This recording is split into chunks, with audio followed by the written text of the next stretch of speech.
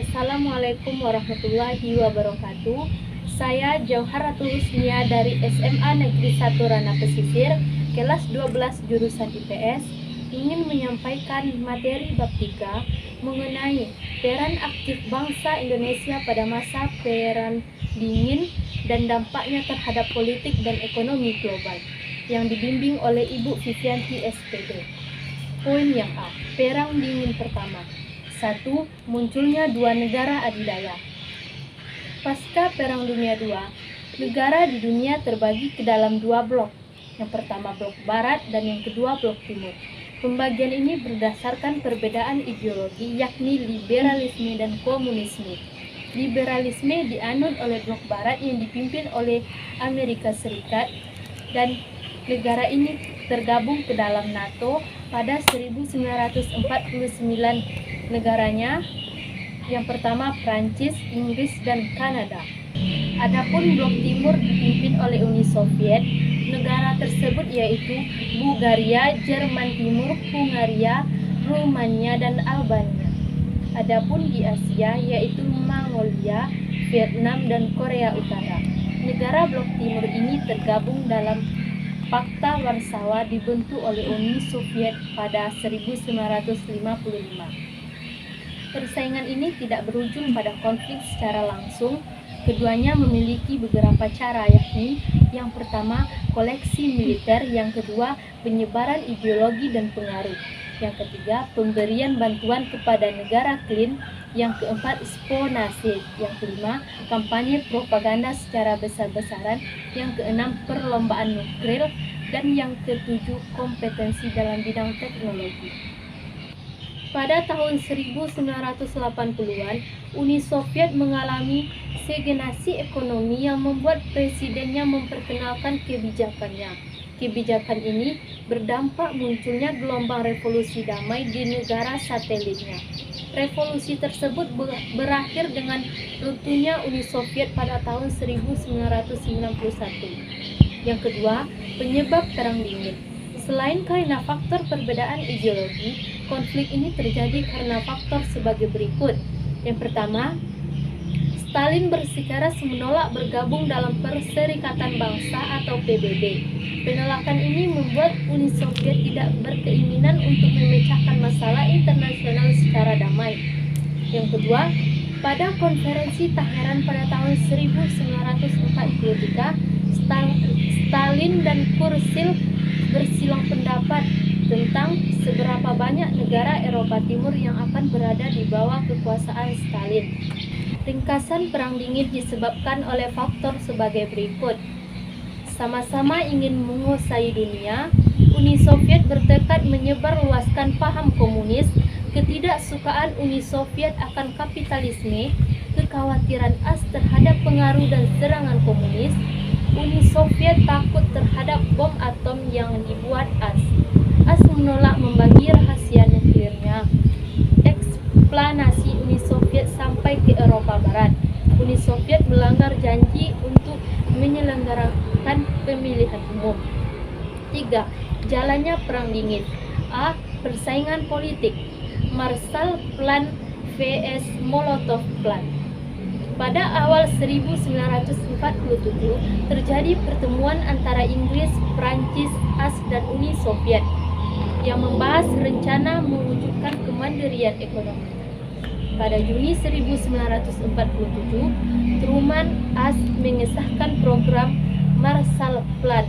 Marshall Plan adalah benteng ekonomi yang diberikan kepada negara Eropa Barat. Stalin kemudian melarang semua negara Blok Timur menerima bantuan Uni Soviet, kemudian membentuk Molotov pada 1947 sebagai tandingan lembaga dengan nama Komlon. Pada awal 1948, Komlon dituduh membacot ke Barat setelah menerima bantuan Marshall Plan. NATO vs Pakta Warsawa. Pada April 1949, Inggris, Prancis, AS, Kanada, serta negara Eropa Barat menandatangani Fakta Pertahanan Atlantik Utara sebagai dasar berdirinya NATO.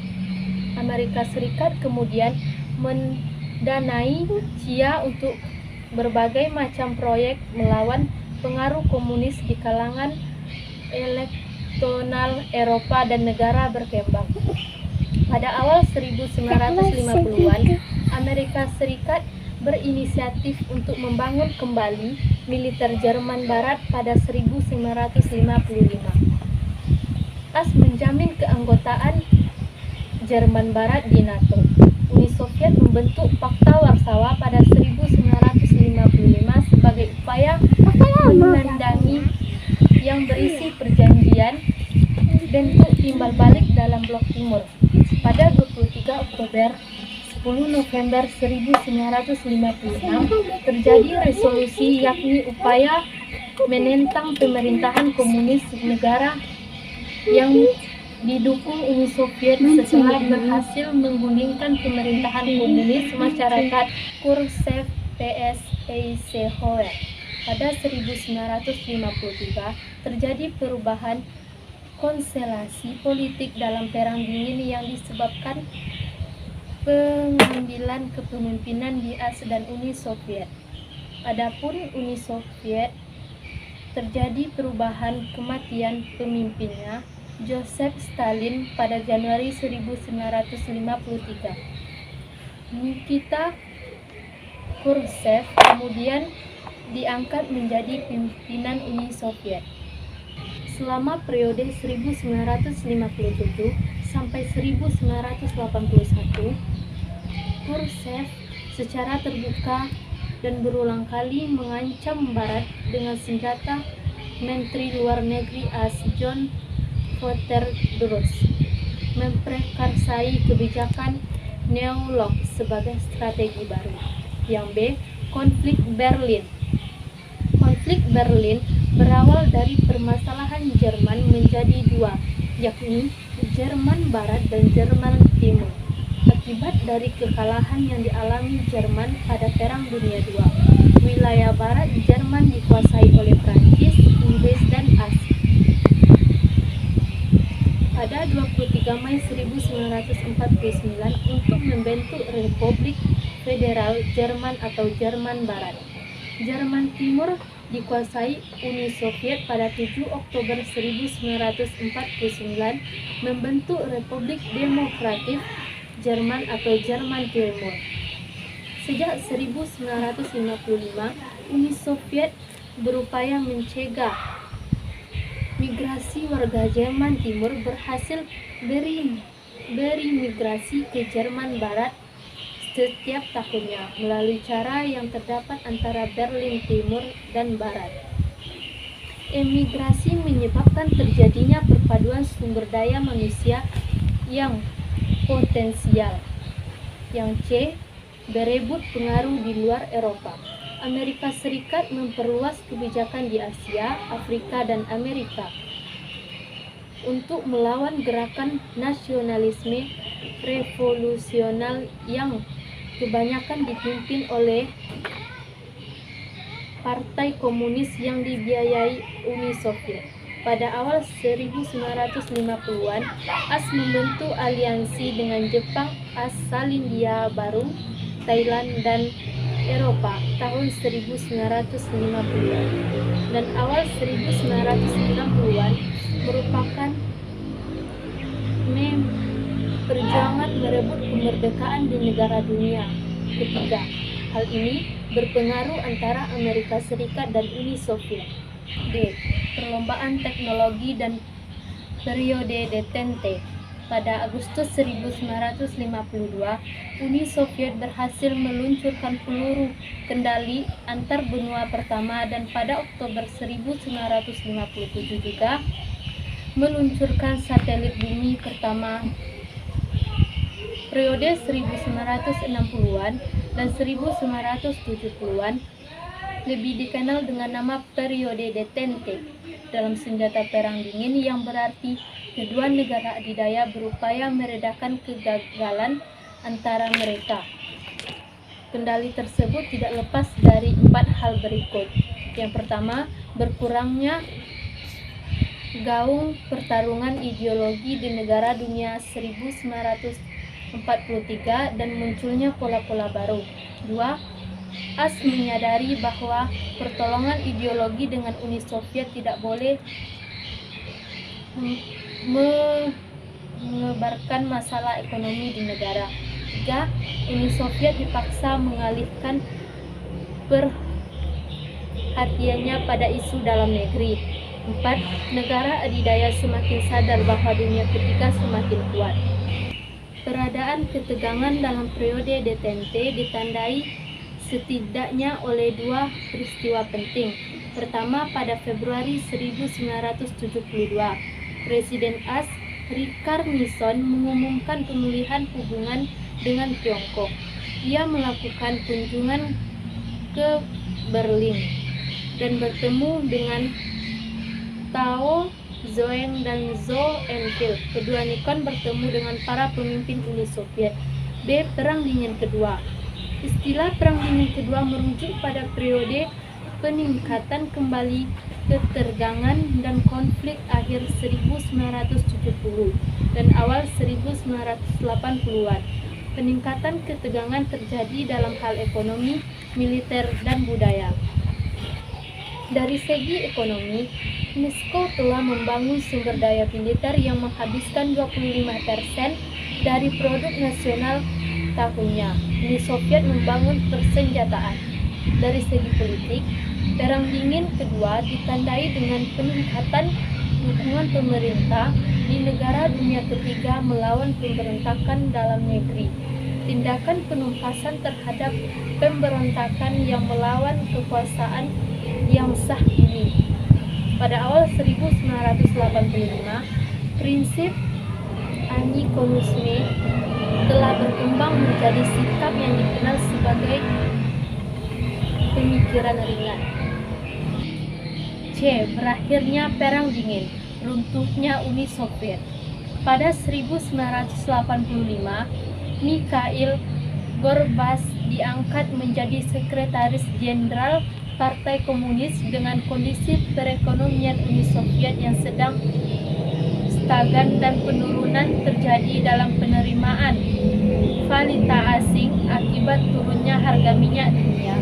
Pada Juni 1987, Gorbachev melakukan perubahan struktural dengan mengeluarkan kebijakan yang disebut pemberontakan dan glasnost.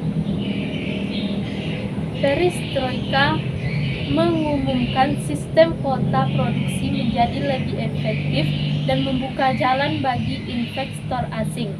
Kekuasaan di konflik sentral dan memungkinkan meningkatnya konflik antara warga Uni Soviet dan dunia Barat. Pada 8 Desember 1987, Traktat Kekuatan Nuklir Jarak Menengah ditandatangani oleh Amerika Serikat dan Uni Soviet yang isinya menghapus keberadaan semua senjata nuklir. Pada 1989, bertempat di Moksawia, Gorbachev dan pengganti Ringani Perjanjian START 1 mengakhiri perlombaan senjata antara kedua negara. Uni Soviet dihadapkan pada keruntuhan perekonomian yang diakibatkan turunnya harga minyak dunia dan besarnya pembiayaan militer. D. Dampak Perang Dingin. 1. Uni Soviet. Setelah Perang Dingin, Rusia sebagai ahli waris utama Uni Soviet memotong pengeluaran militer secara drastis. Restrukturisasi membakang Jerman, warga di seluruh Uni Soviet menganggur. Yang kedua, Amerika Serikat. Pada 1989, Amerika menjamin kerjasama militer dengan 50 negara dan memiliki 5.026 tentara di luar negeri yang tersebar di puluhan negara. Hampir 100 warga Amerika Serikat kehilangan nyawa dalam perang dan Vietnam. Biaya yang dikeluarkan Uni Soviet selama perang jauh lebih besar daripada yang dikeluarkan oleh Amerika Serikat. 3. Dunia ketiga. A. konflik baru di sejumlah negara. Setelah Perang Dingin berakhir, perang antar negara, perang revolusi, dan jumlah menurun tajam. Konflik antar negara dunia ketiga tidak sepenuhnya hilang disebabkan oleh kegagalan pengawasan negara di sejumlah wilayah. Berakhirnya Perang Dingin telah membawa Eropa Timur pada era pertumbuhan ekonomi dan peningkatan jumlah negara demokrasi liberal. Di negara lain, kemerdekaan diikuti digagalnya negara mengisi kemerdekaan seperti di Afghanistan. B. Mendorong perkembangan teknologi. Perang dengan membuat teknologi perkembangan pesat, terutama dalam bidang militer. Pemerintahan mengeluarkan dana yang besar demi kemajuan teknologi, ilmu pengetahuan, dan teknologi di negara-negaranya. Pengembangan teknologi dalam rangka meningkatkan kebanggaan nasional dapat kita lihat melalui pemerintah teknologi luar angkasa. Perlombaan ini diawali keberhasilan Uni Soviet meluncurkan pesawat Sputnik 1 dan Sputnik 2 pada 1957 dan ditandingi Amerika Serikat dengan meluncurkan pesawat satelit Ekspor 1 dan Ekspor 2. C. Berkembangnya demokrasi dan kesadaran terhadap hak-hak asasi manusia. Pihak Barat yang menyokong demokrasi dan kapitalisme Uni Soviet terkait dengan hak asasi manusia. Sebenarnya, persaingan dan pemusuhan Amerika Serikat dengan Uni Soviet bukanlah ditandai cita-cita luhur, melainkan bersifat politik dan ekonomi. Yang keempat, bagi Indonesia. Pada 1960-an, dikira Perang Dingin Indonesia menerapkan sistem demokrasi terpimpin. Soekarno dinilai lebih mengarahkan pandangan pemikirannya ke negara Blok Timur. Peran aktif bangsa Indonesia pada masa Perang Dingin dan dampaknya terhadap politik dan ekonomi global. Sejak proklamasi kemerdekaan, Indonesia menerapkan kebijakan politik luar negeri atau bebas aktif. Yang pertama yaitu Gerakan Non-Blok. Gerakan Non-Blok adalah organisasi internasional yang berkeinginan untuk lepas dari kekuatan blok manapun. Adapun tujuan didirikannya Gerakan Non-Blok, yaitu meredakan ketegangan dunia sebagai akibat persaingan dan permusuhan dua blok negara. 2. Mengusahakan terciptanya suasana dunia yang aman dan damai. 3. Mengusahakan terwujudnya hubungan antar bangsa secara demokratis. 4. Menentang kolonialisme politik dan rasialisme. 5. Memperjuangkan kebebasan dalam bidang ekonomi dan kerjasama. 6. Meningkatkan solidaritas di antara negara anggota Gerakan Non-Blok.